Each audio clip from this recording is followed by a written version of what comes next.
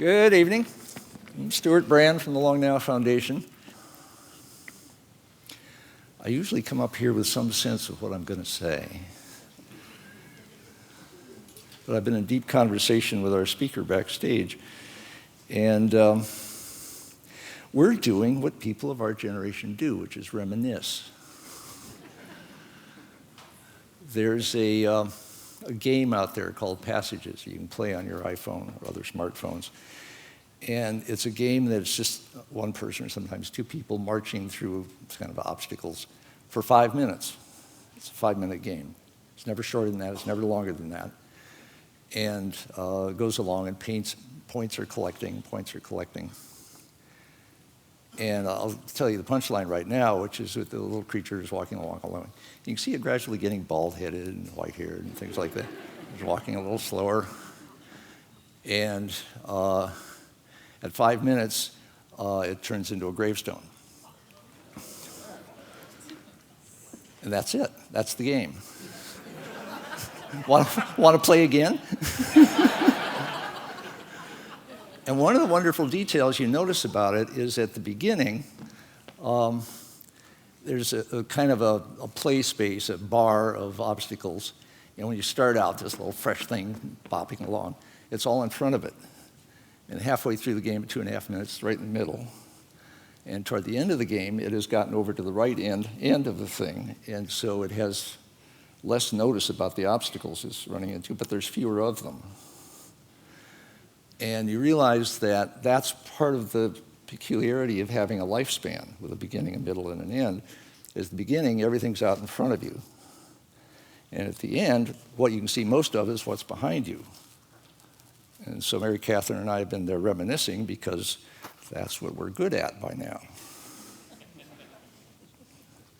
The question, the long now question, is what we know what young people bring to the future, because the future is a big event for them. It's this whole huge thing. It's got climate change in it, or who knows. What old people have is a different perspective on the future, which has got all of this personal backlog that is framing how they think about the future now. Now, is that framing wisdom? Mary Catherine Bateson is here to tell us.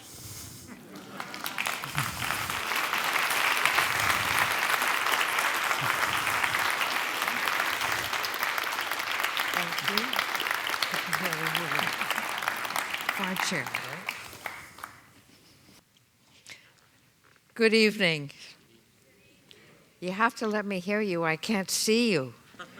The lights are so strong. I needed a good, strong response from you. And I can hang on to the conviction that you really are there for the next however many minutes.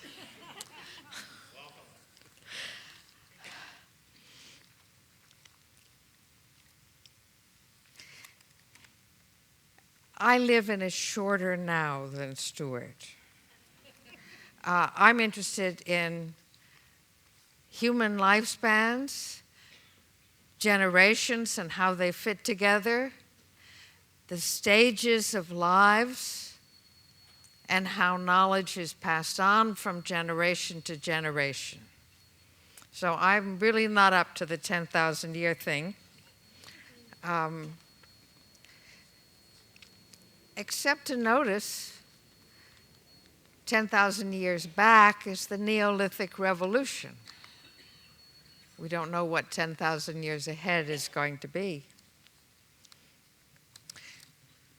But what we do know is that the shape of lives is changing now in our time, and that maybe those changes that are taking place have some promise for solving the problems that lie ahead of us. That's what I'm hoping for. I was remembering this morning, as I thought about this talk, a conversation I had with another woman who was just a little older than me. I was in my 20s. And by the time we were having this conversation, she was divorced, and she was talking about how she felt the day before her wedding. And she described a conversation she had with her mother. And her mother had had rather a wild youth in the roaring 20s. And she said to her mother, she just wasn't sure that she was ready to get married, and she didn't know what the future would be. But she said, "It's just so long." And her mother said, "What's the matter? Does his penis frighten you?"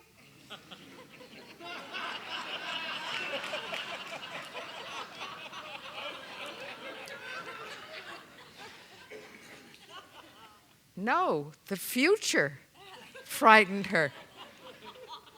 Going off to this ceremony and talking about forever, till death do us part. With some justice, if you've ever walked through a colonial graveyard, no, we're in California, next time you're in New England, walk through some graveyards, and there you will find all of these graves of people, well, especially women who died in childbirth. A man might have 4 or 5 wives, one after the other, who died, until finally she outlives him. And it says, all the others are beloved wife of Ebenezer. And then there she is, relict of Ebenezer.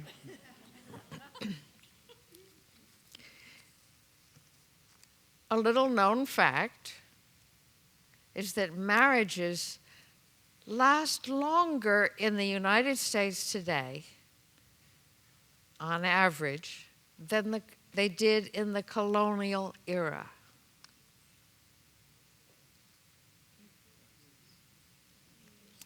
See, we're using divorce as a substitute for death.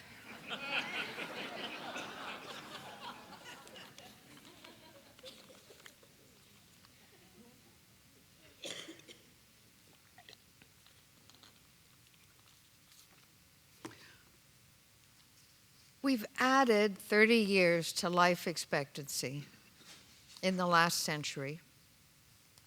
Through most of human history, average life expectancy at birth was a bit over 30 years.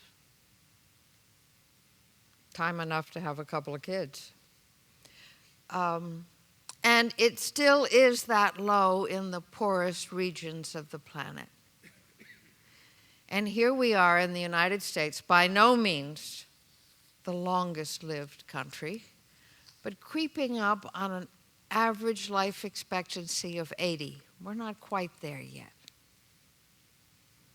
More than double what it has been through most of human history.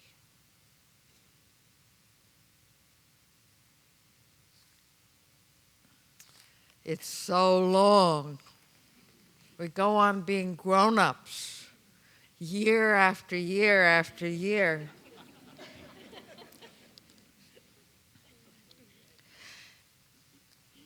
To dramatize this for you, I want you to think for a minute about human childhood. You know, we're an awfully inefficient species. Most other mammals are ready to reproduce within a year after they're born. They're walking within a matter of hours. And some of the small ones are even faster. We're not capable of reproducing for 10 to 15 years. And we're not even independent then, right? Our children don't go off and look after themselves and leave home. they're coming back until they're 30 and 35, and right? It would be so much more efficient if we were born with a set of innate programs that allowed us to go off and forage and look after ourselves without all of this long, dependent human childhood.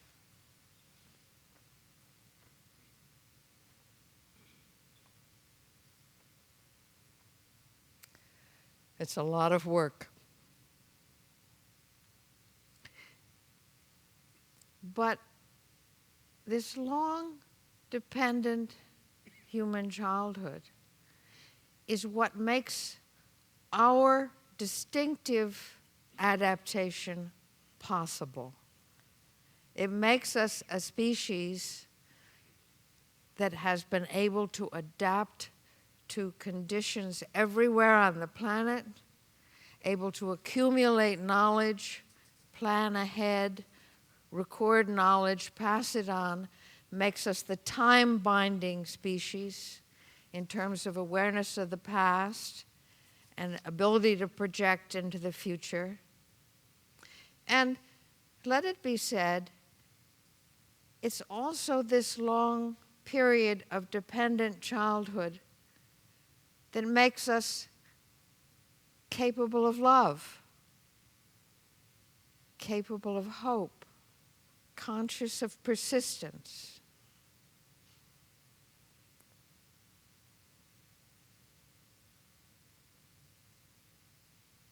I want you to imagine for a moment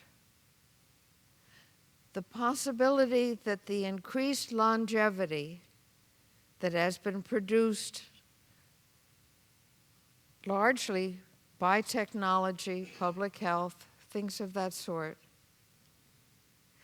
may make a difference for the human species as momentous as the evolution of our long dependent childhood.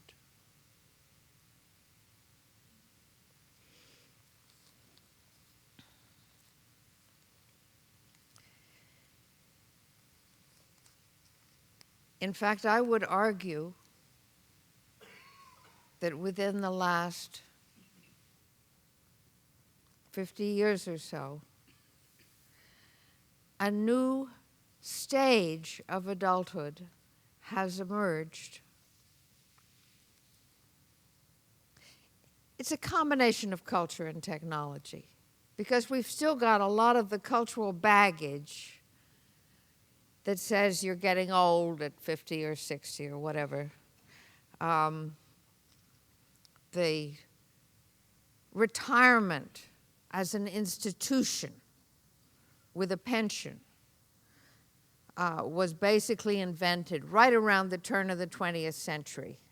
It was first set at age 70.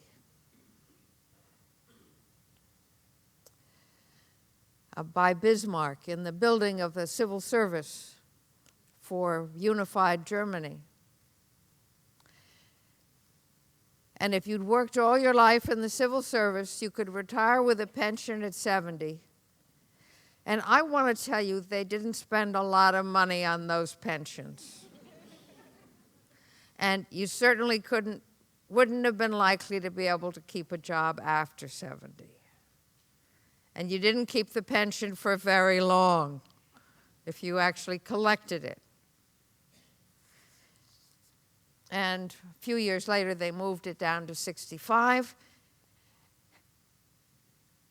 We've increased longevity by 30 years since they set it at 65, and people still refer to that as traditional retirement age.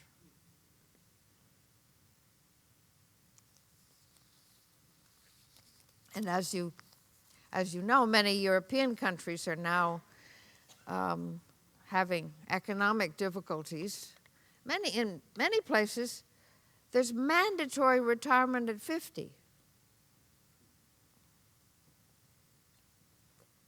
That's when the AARP sends out that letter. Okay. my theory is that the reason so many European countries have set retirement and made it mandatory in that way is because they all remember the rise of fascism and the effect on a society of having large numbers of unemployed young people. In any case, in this country, we don't have mandatory retirement. More and more people are working longer.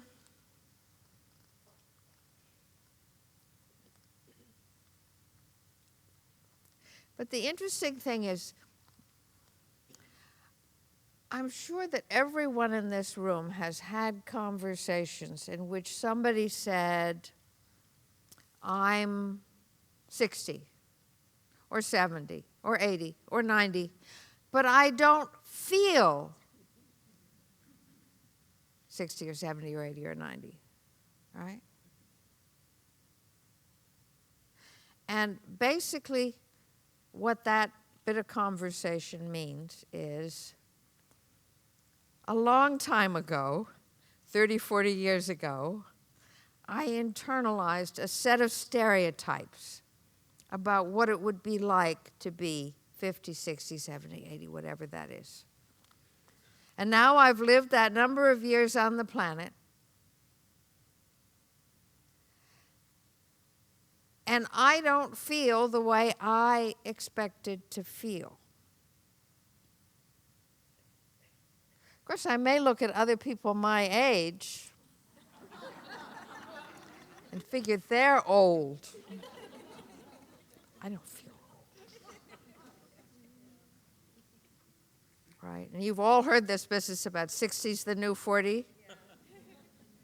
Right? I want to tell you, if you've passed 40, you're never going to see 40 again.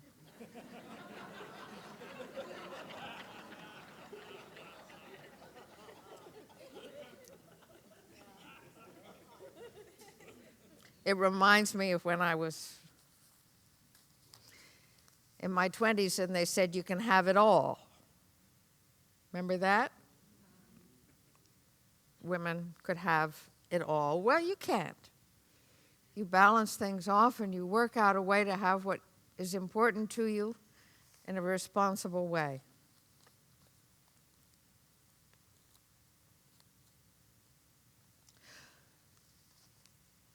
But what these phrases that people use, and it's all through the press, what they really mean is that people are reaching these ages. It isn't just that we're living longer, we're living healthier.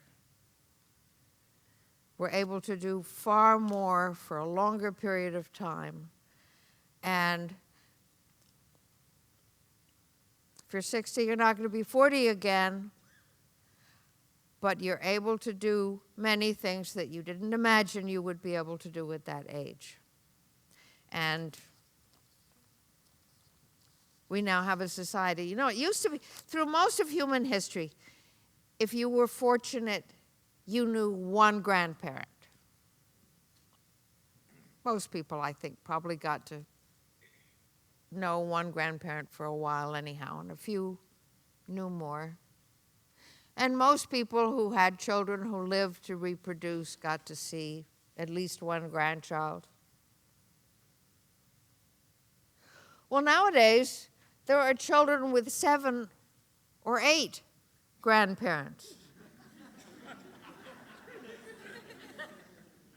Now, that's counting the 4 biological grandparents and the exes and a couple of great-grandparents and a few honoraries.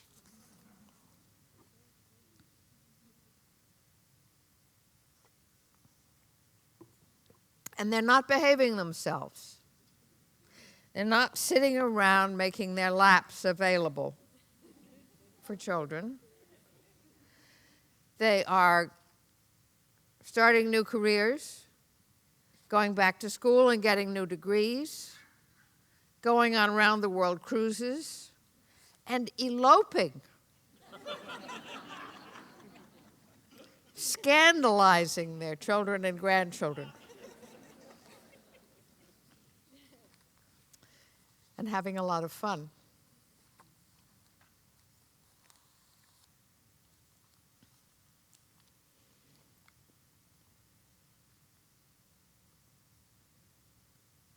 Now, we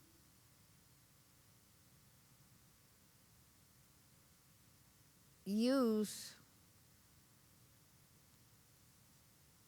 our own lives as measuring devices in various ways. We use our families for thinking about communities, making metaphors of relationship. What does it mean to say, we're all sisters and brothers? We're taking a metaphor from the family. When we think of the future, like my friend for whom the future was terrifyingly long, the married future, and we think of our own past. And those metaphors are all shifting as we move into a society with far more people living longer. So we're becoming a 4-generation society, a society in which there are children, not yet adult, say up to about 35, and adults, the parents, and grandparents, and great-grandparents.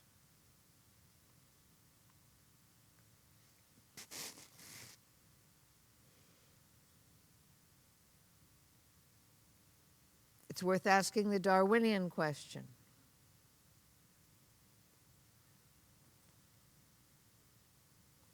Are we increasing our fitness as a species by living longer?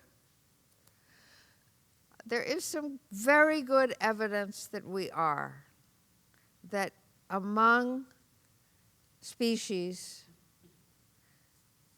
social species that live in groups, herds, flocks, the presence of post-reproductive adults with long memories increases the inclusive fitness of the entire flock, herd, whatever. That there's an adaptive value to have, as long as memory is possible, to have some members of the community, of the breeding population, with longer memories.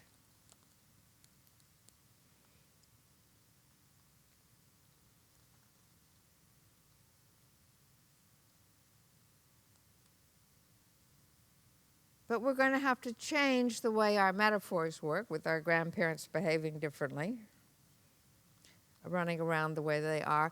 You know, I used to talk about those posters. You all know we have Stuart Brand to thank for the availability of some of those images of Earth as seen from the moon. There used to be posters that said, "Your mother, love her or leave her."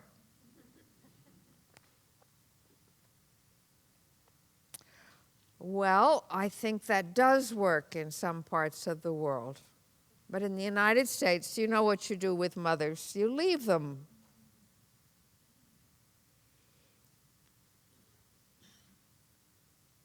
The poster speaks to a set of attitudes about time and kinship and relationship in this country. It doesn't say love her. It says leave her. And there was a brief period when people thought, well, we would all go to another star and that would be fine.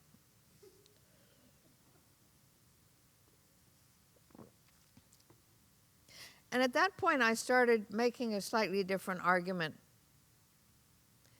Instead of thinking of the planet as our mother, which many societies have done, what if we were to start thinking of the planet that we inhabit as we would think of a child? Because like a child, the planet will be here when we are all gone.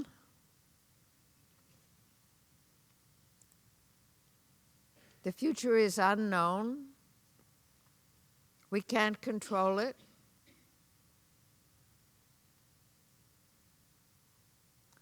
My mother used to say, the only thing you can be really proud of as a parent is that you have not damaged your child too much.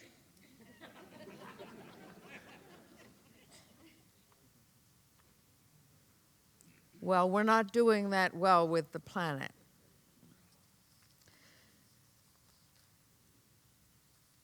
But it struck me as I planned what I'd talk about today,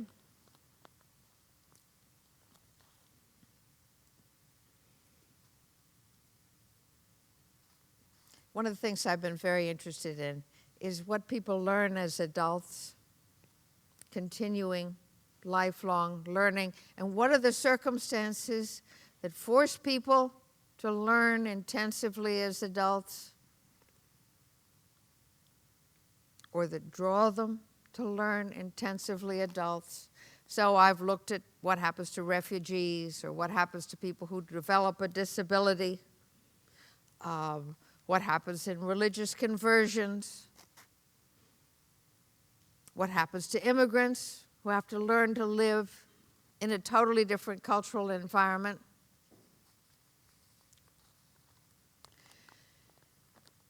And it struck me that one of the most intensive learning experiences in the lives of adults is the birth of a first child.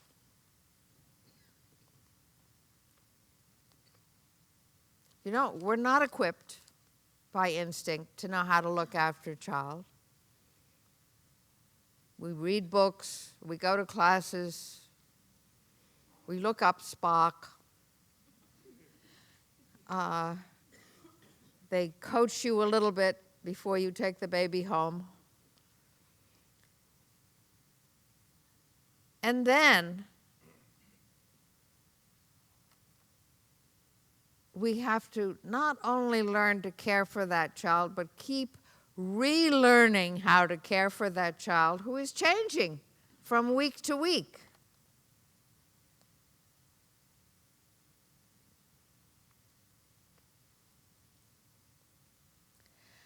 And you're short of sleep. And if the mother's breastfeeding, her breasts hurt. And your sex life is disrupted. And your social life is disrupted. And for the next 20-odd years, you're going to have to plan your life in relation to that and subsequent children.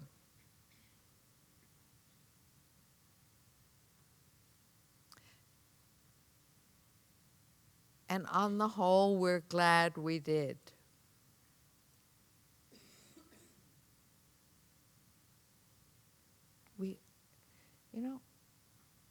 You got two ignorant, self-centered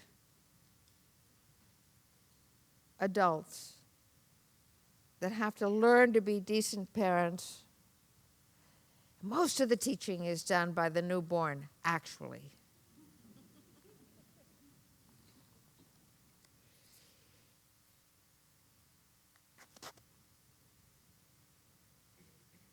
And it affects every aspect of life as learning, to the extent that we do, to mitigate climate change, to adapt to the events that it's going to bring, to deal totally differently with energy, with resources, with the international strains and conflicts that are going to result from decreasing assets, decreasing arable land.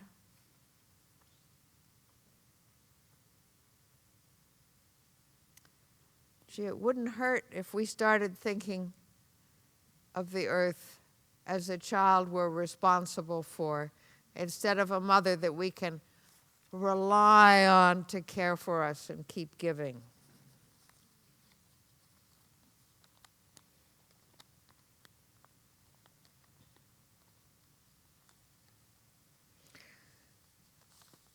So what we're doing,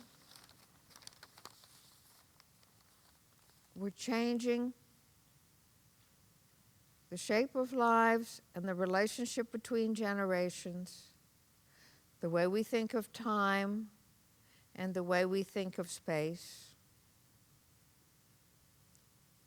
It struck me as I thought about this phrase, the long now, which was coined by Brian Eno, that it exactly parallels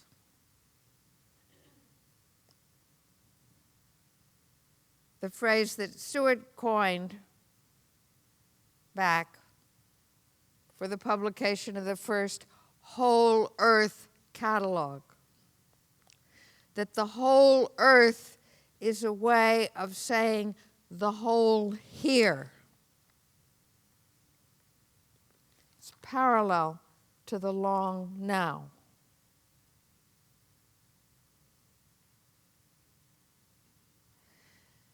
Mystics and spiritual teachers talk about being in the present. How big is the present? How long is now? Being in the here and now. How large is the here that we live in? How long is the now of our present moment?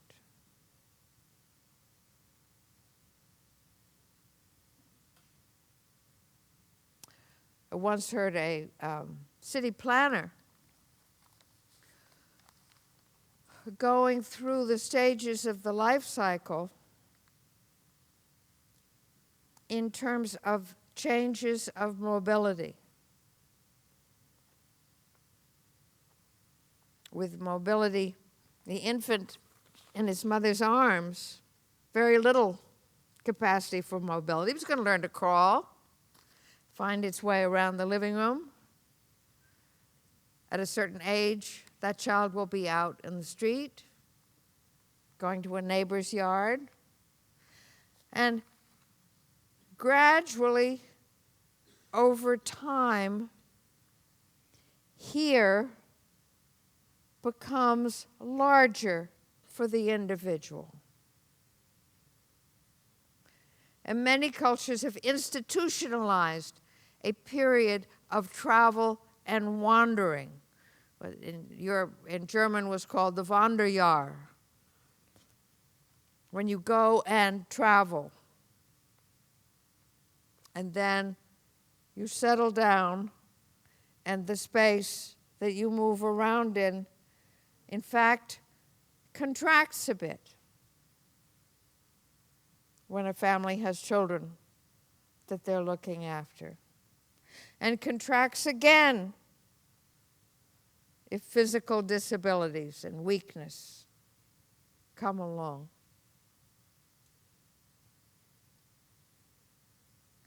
But as long as memory is intact, wherever we have traveled is still available. And of course, in terms of information, we live in a much, much larger here than any human community has ever lived in before. That includes the entire planet.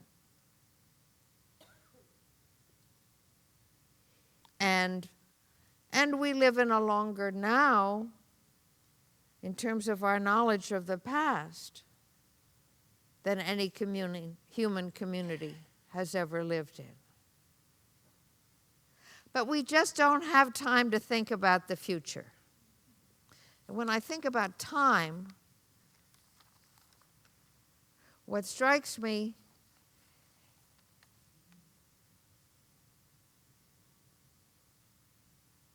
is how incredibly busy adults are in our society, bombarded by information, worried about what's going to happen next week, the next round of bills, the next election cycle, the next quarterly report, the next time when they get a promotion or they don't, or a bonus or they don't.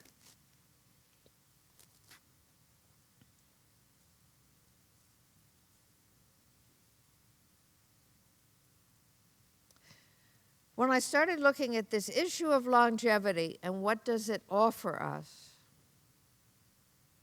as a species, one of the things that struck me is that it offers many people who have not had time or taken time to reflect, the opportunity to reflect for the first time in their lives.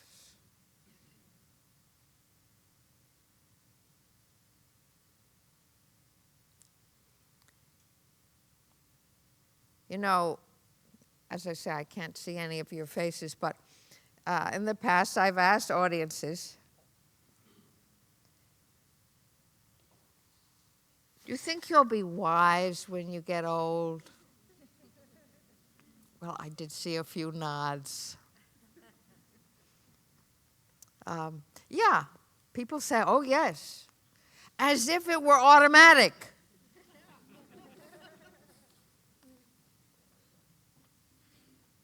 And I'm here to tell you it is not automatic. You can have all sorts of complex and rich experiences, and we all say experience is the best teacher, but only if you do your homework.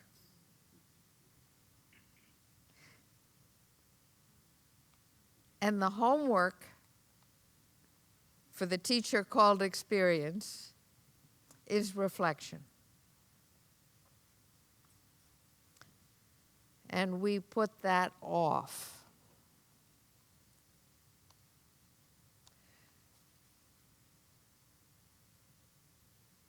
And let ourselves be individually and as a society rushed into short-term decision making.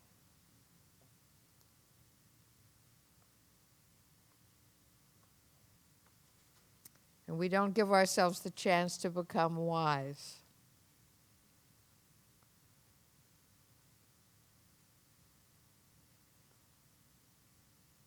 And just as we know that the post-reproductive adults in a herd of deer, say, contribute to the fitness of the whole community, the presence of post-reproductive adults who have reflected on their life's experience contributes to the inclusive fitness of human communities. This has been fairly well studied, looking at such things as the availability of grandparents in relationship to the survival rate of infants born into the community. And since I've talked about the problems of adapting, learning how to care for a child, boy, is it helpful to have a grandparent available. Preferably a grandparent who knows when to shut up. You know, it's a balance that you have to seek.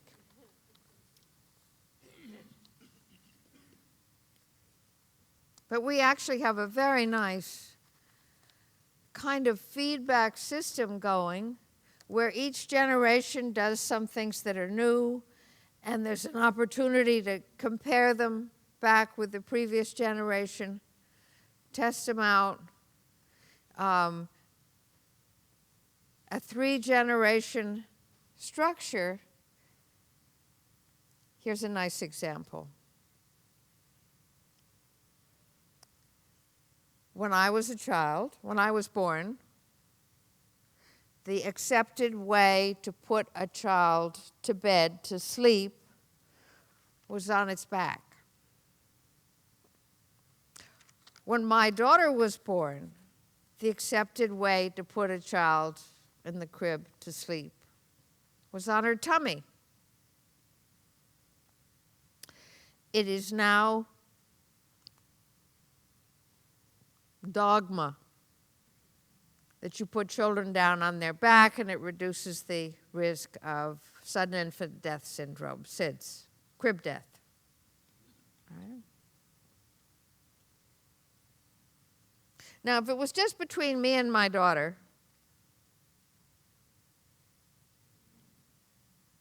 she gives birth to a baby, and I might say, put the baby on its back, dear. And she'd say, no, nowadays we put the baby to sleep on his tummy. You know, they sleep much better, if they don't die of SIDS, they sleep much better on their tummies because it's much more stable. So they wake up more easily when they're on their backs. But we can have a conversation where I say, this is how my mother did it, and what I did was different, and what you're doing is different from what I did, but isn't it fun that it's the same thing that was true of what your grandmother did? So that with 3 generations and even with 4 generations, we can learn to look at the nature of the changes we are making and think about the process of change in a way that only this overlapping of generations will allow.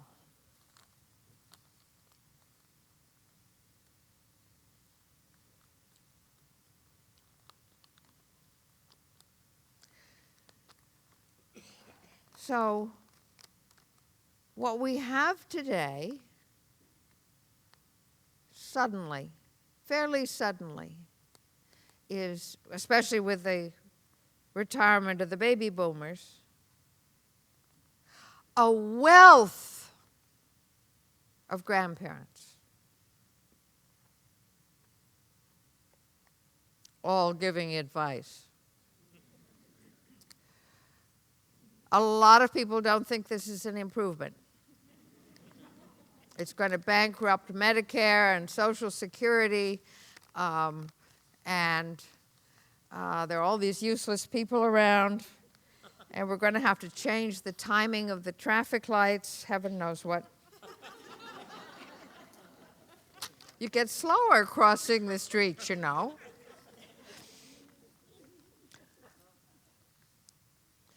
And we haven't yet learned to benefit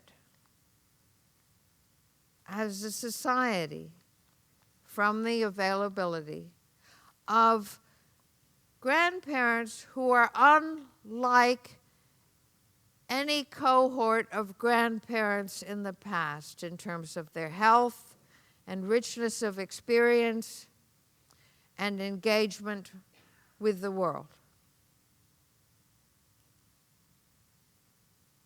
And you know what we're telling them? We're telling them, go live in a sun city and play golf. When politicians speak to seniors, they talk about entitlements. The assumption is that's all they care about. Medicare, prescription drug benefits, and so on. There's something profoundly demeaning about that.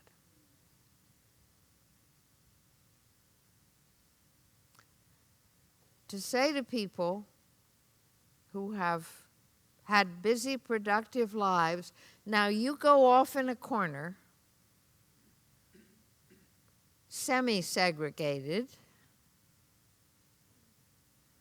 and you don't have to care about the future. Honestly, you know, there are people who will say themselves, if I talk about climate change, they say, I'll be dead by then. I don't care.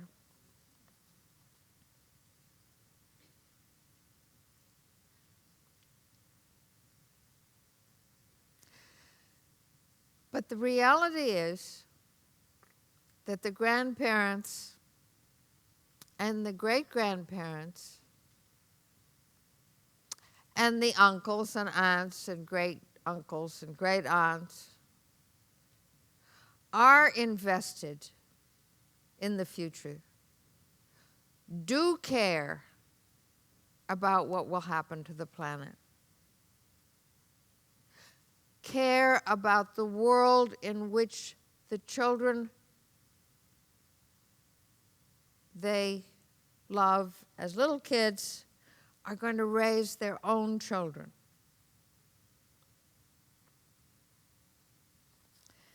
And what we need to do, I deeply believe, is to mobilize that concern, bolster it with a new awareness, a new consciousness of what people can do as they get older. Put them to work. Get some juice out of them, us.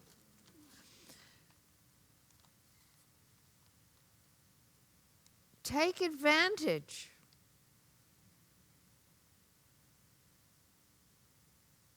of having a group of people with some time for reflection, looking forward, looking backwards, deciding which changes make sense, which changes don't make sense.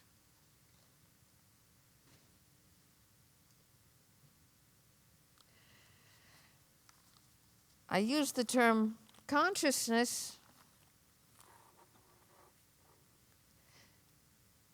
because every liberation movement that's happened in this country has involved people getting rid of stereotypes that they internalized and thinking through what they wanted, what was possible, what could change. It was true of the civil rights movement. It was true of the women's movement. It's true of gay liberation.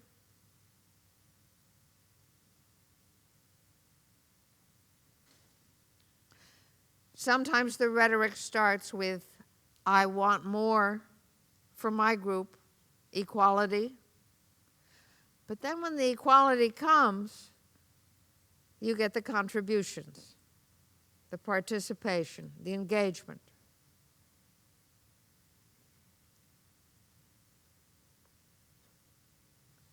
Back in the 2004 election,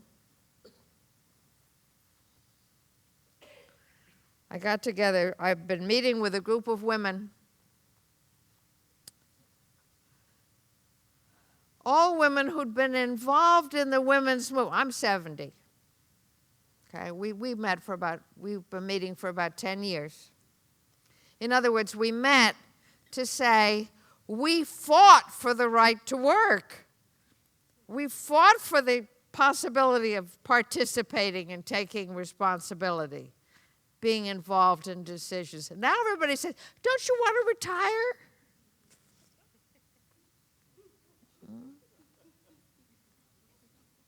So we met from all over the country. You know of the names of several, you know Pat Schroeder.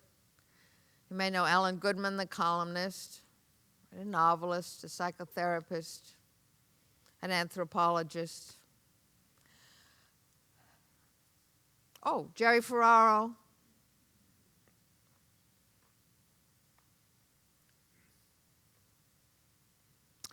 trying to figure out, we've been through this once. We've had to rethink our lives once. We've had to get rid of the stereotypes about women and what women can and should want in their lives, and what women have to offer by being full participants in society. And so what do we think about retirement? So we put together a project that we called Granny Voter.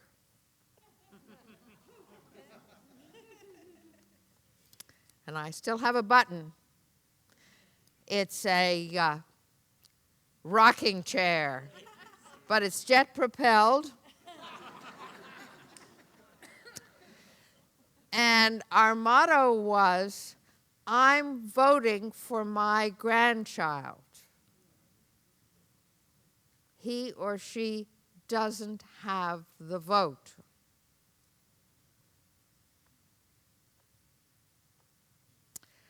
And you can still find this on the internet. I haven't done a lot since the campaign of '04, but it's grannyvoter.org. I'm www.grannyvoter.org on the internet. And it's just about to be revived because I'm taking the project, which I was trying to run off my kitchen table. And I don't have a kitchen table, I just have a counter. Taking the project into a nonprofit called Generations United.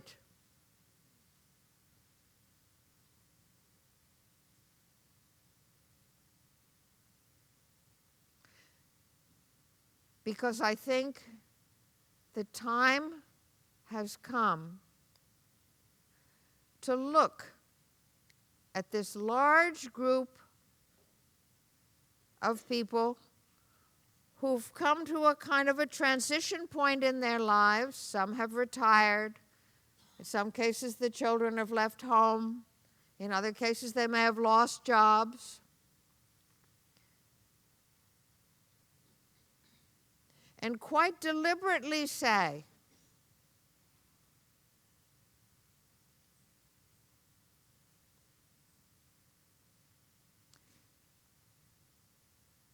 that if we reflect, if we work together, we can make the fact that we live longer as critical, as important to maintaining society as a long childhood is. We can turn the specter of all these expensive old people into a resource.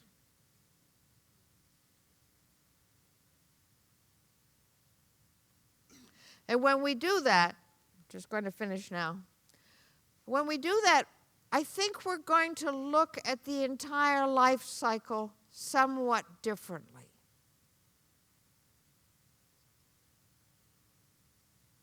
We're going to have to say, boy, schools have to be different, starting with nursery school, if people are going to be engaged participants in society for the next 60, 70 years with all the changes going on. We're going to look differently at careers. We're going to speak differently about the decision to retire or not retire. We're going to recover the volunteer force that disappeared when women went into paid employment.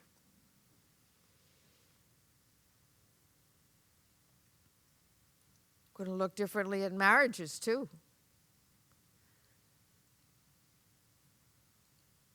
With the likelihood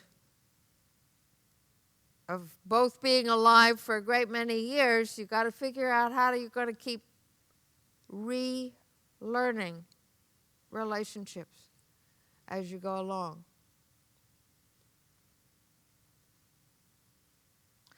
So what I'm saying is not just about what one might want to do in one's 50s or 60s or 70s or 80s or 90s.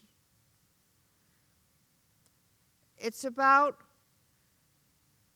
having a society in which we get the full benefit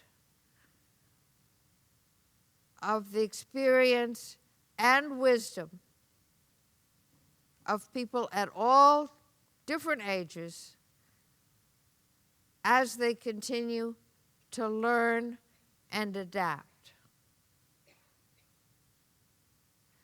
And we take full advantage of our adaptability as human beings to learn to live at peace with our planet.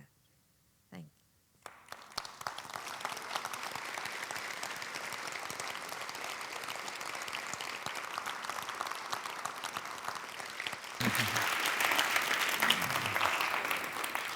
Can we get the house lights up a bit so Mary Catherine can finally see who's here, actually? Yeah, isn't that neat? Hey! Well, the institutionalization of the elderly, or everybody older than 50, has been AARP getting that letter.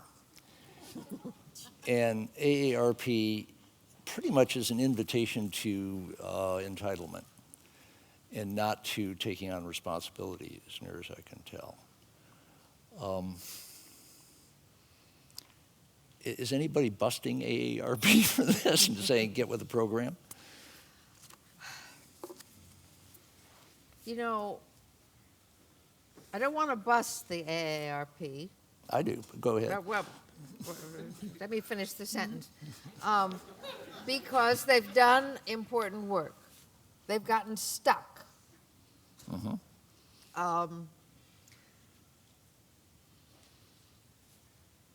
It's been, I mean, the very availability, the huge increase, for instance, of childcare that's being done by grandparents now.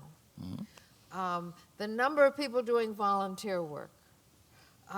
Many of those things are possible for them because old age does not mean penury. And because they're not in panic of the next time they have to go to the doctor.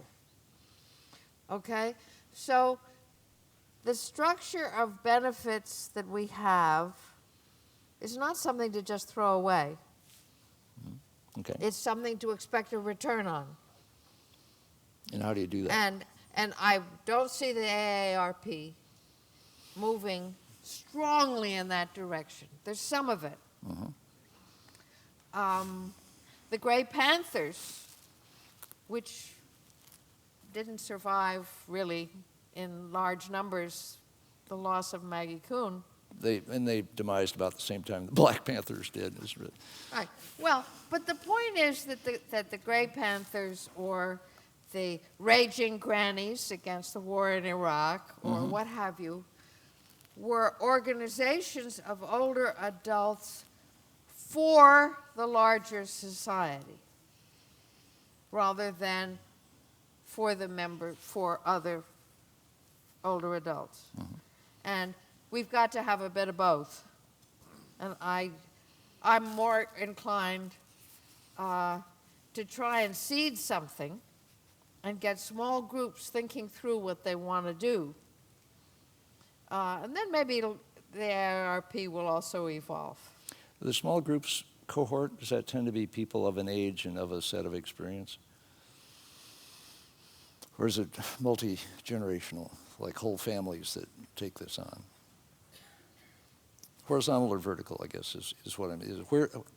What grouping has highest yield there, or is that even a good question? I think at this point in time,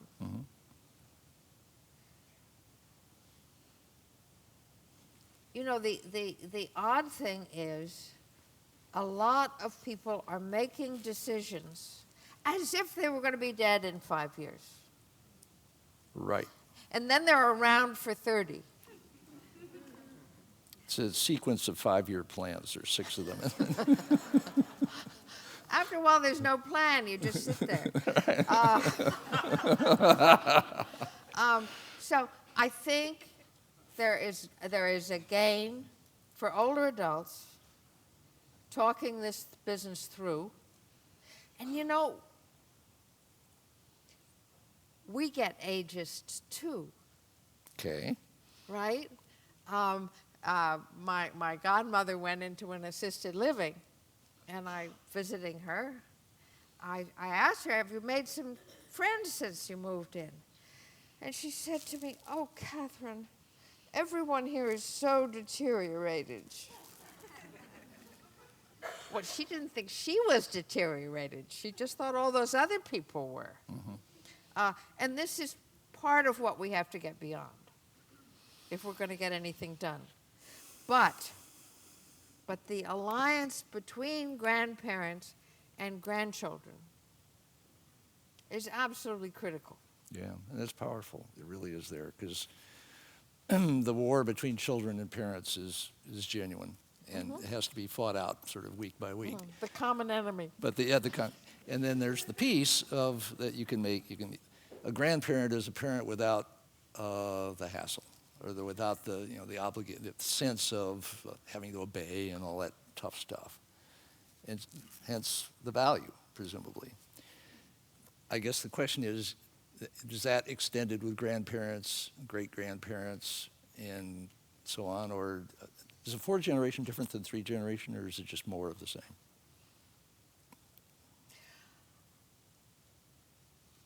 I think the great-grandparents, physically, in terms of their condition, resemble the grandparents in the past. Okay. Yeah. The tricky question, however, is that in the past, the parent generation was simultaneously caring for children and for their parents. Right. That was the traditional family structure. Yeah, and that's the Now, developing world has a lot of that now. The developing world is like that. At the moment, the grandparents are going off and going on around the world tours, and the great-grandparents don't have quite that relationship with their grandchildren. So there's a problem there. I mean, we're going to get old. We're going to get old later, and in not all the same ways, but the timing is different, and the dynamics are going to be different, and I can't tell how it's going to work. Here's a question from Malcolm. How about adulthood 3? For those of us past 75, where physical issues can cause intermittent quality of life. Sometimes you're on, and sometimes you're not. Well, you know, Where's Malcolm? If you're real lucky if that doesn't happen until you're how old? So past 75. You got 5 years. Tell me about it. You know, Adulthood II, in so many ways, do you know what it resembles?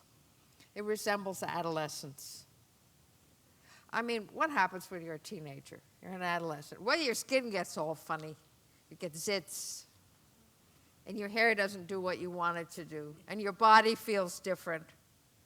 And people look at you differently with different expectations.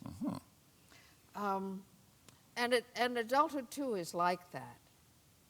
Okay. Everybody is dealing. I figure most people in Adulthood II have had at least one medical event that they would have died of a generation ago, and often several. Most everyone in Adulthood II is taking at least one long-term medication. Okay? There are already friends who are dying. Contemporaries. You get used to contemporaries dying, not as many as in the past at those ages, but still. And you know, you are discovering limits. Not just limits, I'm going to live forever, but limits to energy, resilience, all of those things. You got to take that into account. Say more about the death part. I'm 72, and my cohort, these days, it feels like Pickett's charge. You know, we're going up the hill at Gettysburg, and I've done this. I actually once got to reenact Gettysburg with a bunch of other people, and we're all, you walk most of the way up the hill, and there's a guy saying, you're dead, and close up ranks, and there's fewer and fewer people, and then they say, now, dead run up the last of the hill, and you're being tap, nobody gets to the top of the hill. Well, that's life for us in the 70s. Pickett's charge, the people around us, there's just few every time we look around. And we're going to funerals, and. So there's you do think, who cares, I'll be dead, or it's a 5-year plan at best, or things like that. So the mortality, the presence of mortality is not there for people in their 20s, even in the military. In Marines, it's famous that young Marines discover they're mortal just about the age of 25. The system, and then their behavior changes, by the way. The way the system works is old men send young men to die on battlefields because the young men think they're immortal. Right. And that turns out to be something you get over, and then what? So the sense of mortality, is this part of, is that something that reflection then can work with in a useful way? Or does denial of death play out some other pathologies as it becomes more real? Well, I think the denial of death that we have in this culture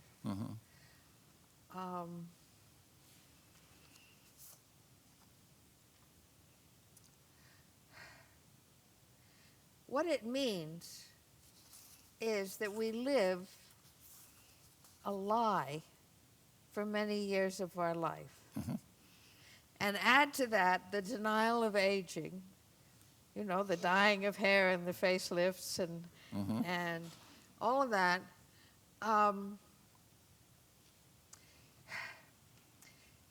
Maintaining a falsehood takes a lot of energy. I'm going to die. Phew. Yeah. Yeah. Yeah, I'm serious. Okay. I'm going to die. That's good. I'm not in a hurry. I'm not going to rush it.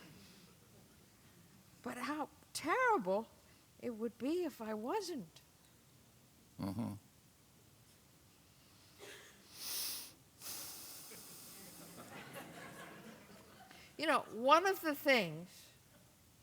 One of the obligations, I would say,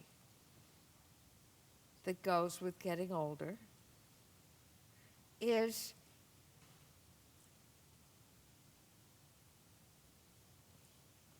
to do so in a way that allows the next cohort coming along to say, yeah, I'm going to die eventually too.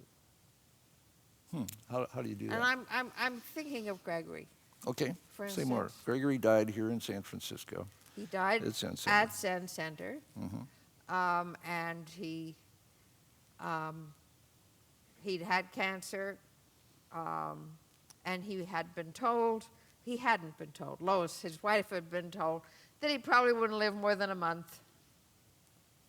And I was in Iran, and he called me up in Iran and said, I have a book I have to finish. And I've got my cancers returned. I have a book I have to finish. Please come and help me finish it. So I came, and we worked on, that was Mind and Nature. And I may say that your foundation put up the money for my fair. You've forgotten that? I had forgotten that. And we finished the book, and his cancer went into remission. And I went back to Iran, and he went down to Esalen and lived there with the cancer in remission for the next 2 years and signed another book contract. But then when he started to fail again and he was in pain and discomfort, he said, oh, this is it. I don't want to be propped up and kept alive. I'm going to go to Zen Center. I'm going to learn how to let go and die. Did your being around that horrify or release or what for you? I mean, you saw him fail and die. Yeah. Does that make you easier about your own eventual failing and dying? Sure. How so?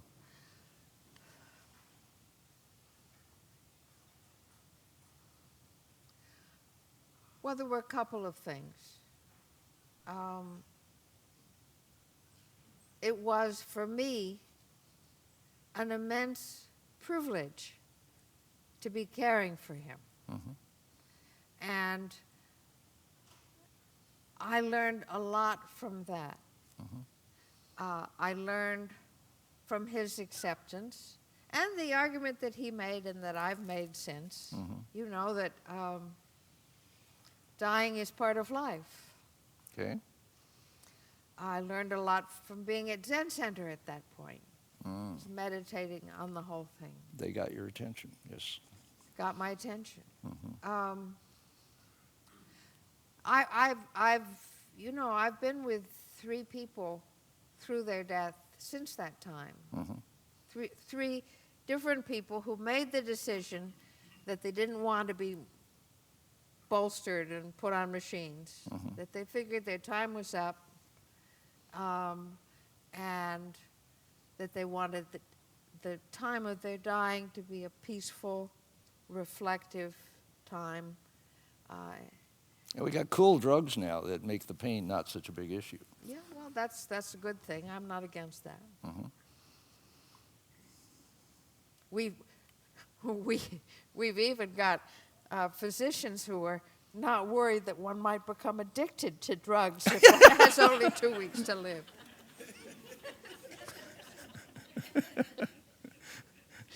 What if the afterlife is filled with these dope fiends? But it's okay, it's heaven and there's plenty. Question from Anonymous. In our frantic techno go-go world where youth is adored and new improved is holy writ, do you really think younger people are the slightest bit interested in what elders say? You know, we are a very unusual country. I mean, we have more negative ideas about aging than any other country I can think of. Is that right? Yeah. Okay, so Iran, what do they do with old people there? Well, they keep their elders in the home mm-hmm. and look after them. And if their rheumatism hurts them, they get them opium. Mm-hmm. And they obey them. I mean... Do you want obedience from your family? No. I want, however, respect as a person, not as a pain in the neck. And I have to earn that. Mm-hmm. I have to keep earning that. Good. But I wanted to say something else, because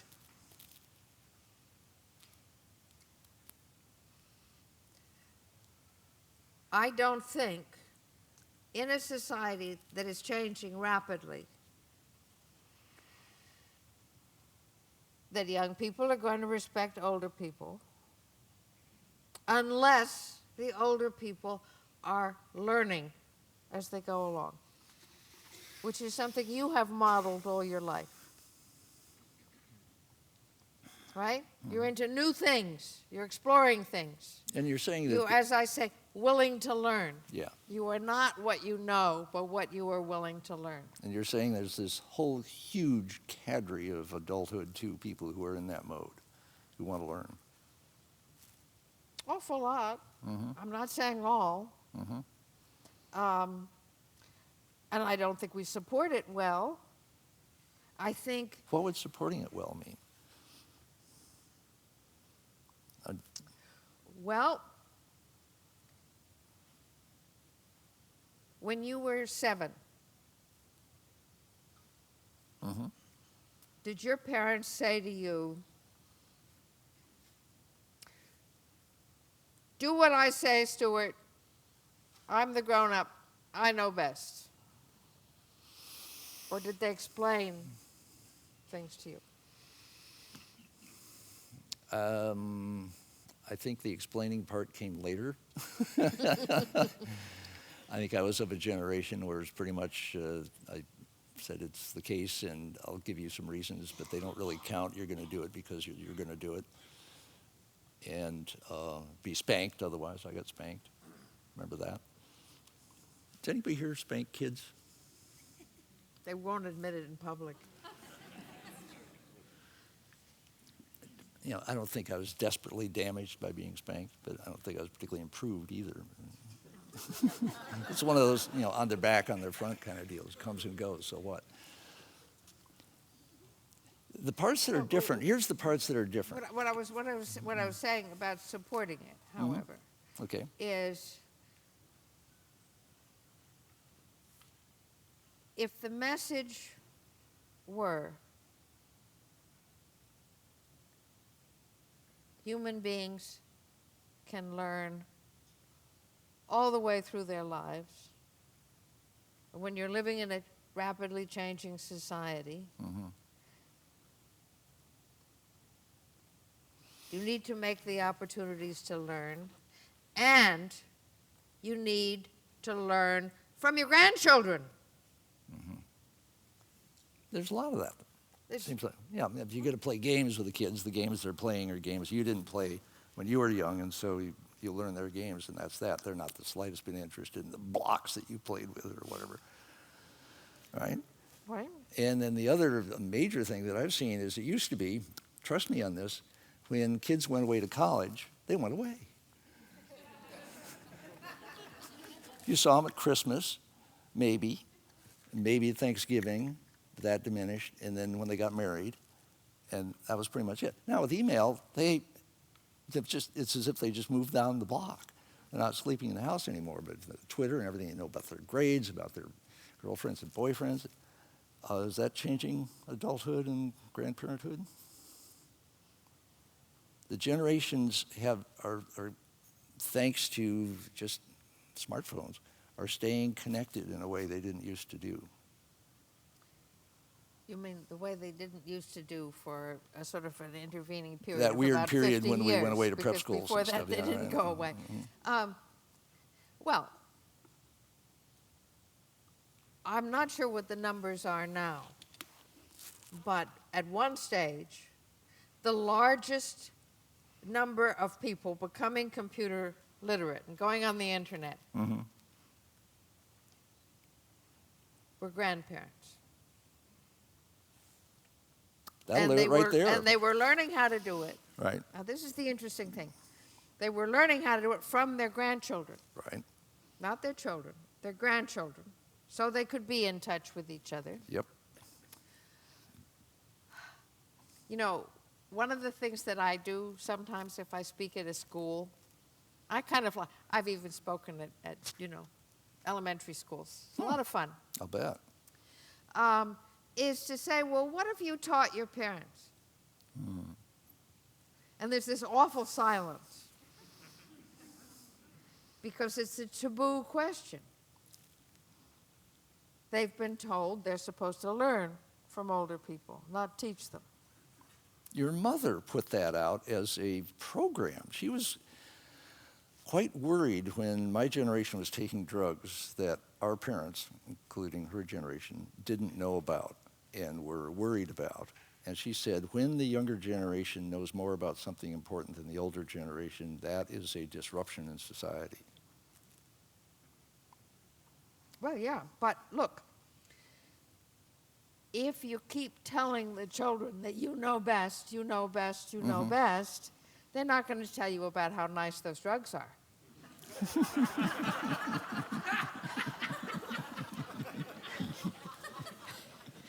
So what you have to do, I'm very serious about this. You have to say, teach me. The adults have to say, teach me to the The young. adults have to say, teach me. Okay. Let's finish up on the Earth as first child story, which is pretty strong. And, the whole environmentalist approach to life is that nature is perfect. Humans are, at best, imperfect. All we can do is screw up nature. And you're basically saying, no, we are totally responsible for the Earth, for nature. This is sort of Marshall McLuhan's line of after Sputnik, there is no nature, only art. That we are now in the situation where basically the whole world is a work of artifice to some extent. It's got its own history, which is very important. We're still understanding it, all of those things. But nevertheless, in the Anthropocene, in the human-modified geological era that we have created for ourselves, we have this parental responsibility for this infant Earth. Play that out.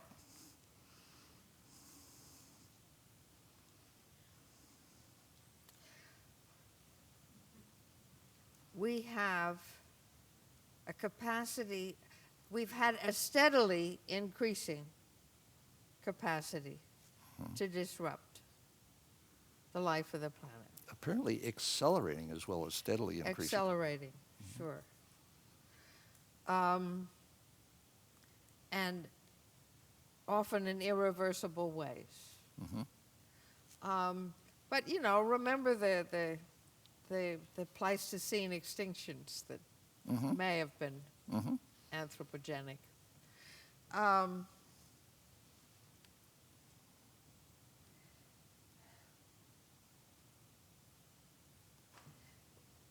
we can't get rid of that capacity to damage. This comes as news to lots of environmentalists, but I think it's true. We imagine that we can go back to the land and the land will not be changed by our being around, and it's too late for that. It's too late for that. Yeah. It really is too late for that. A lot of the climate change is already fixed. It's set. It's moving in that direction. Yep. Buildup of pollutants has happened already. The elimination of multiple species has happened already. Okay? We can do some restoration. And of course, if we all disappeared, some would happen. It's like Pripyat. It comes back immediately. The Chernobyl turned into the best wildlands in Europe as soon as people left. More or less. There are some questions about that. But there's some awfully funny-looking insects to be There are found some around arthropods Chernobyl. right close to the reactor that are strange, but they're probably improvements.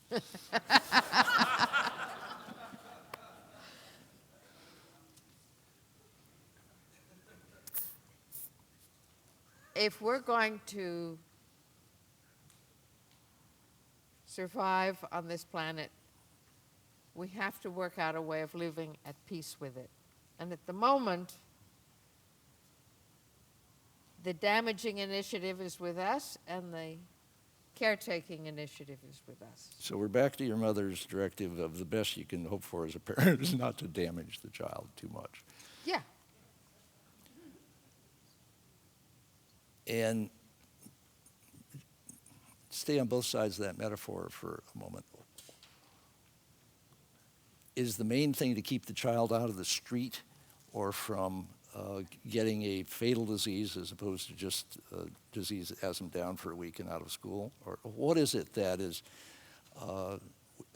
those things are easy to say about not damaging a child. What are some other aspects of not damaging a child that might apply to earth care?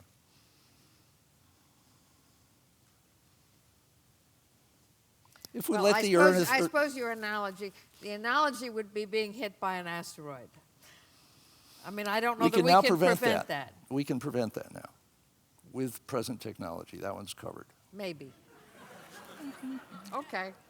Think of something else. Well, the worst one I've heard is that we can be the next Venus, which has no life on it at all. Could happen. We can lose the whole Gaian apparatus by going too far. And then it's not just a question of the billion people left, it's of nothing living left, which is the surface of Venus with the greenhouse effect that has really run away. But what I'm trying to say I've is been that reflecting on that lately. there are things that we can't prevent, like earthquakes or volcanic eruptions or what have you. And there are things that are anthropogenic that we can do something about. The child that gets a disease, a communicable disease, as the way when we were growing up, our parents were afraid we'd get polio. They didn't yet have a vaccine. Yeah, I right? was in the thick of that. I was paid a penny a fly to kill flies because we thought they came from flies. And I was always hauled off to the country because you were likely to get polio if you were in a city because there were other people there. Okay? I mean, there's only so much you can do. That's not what she has in mind. What she had in mind when she said that whether you've damaged a child is you've damaged that child by physical abuse, by sexual abuse, by depriving that child of education. Okay. Given that there's a developmental cycle. If you don't learn to talk at the right time, you never will learn to talk. If the child isn't held, there's a bunch of stuff. Yeah, that's I think what she has in mind. And I think she took for granted, that there are no perfect parents, and there are no adults that don't have a certain amount of ambivalence. Parents have ambivalence too.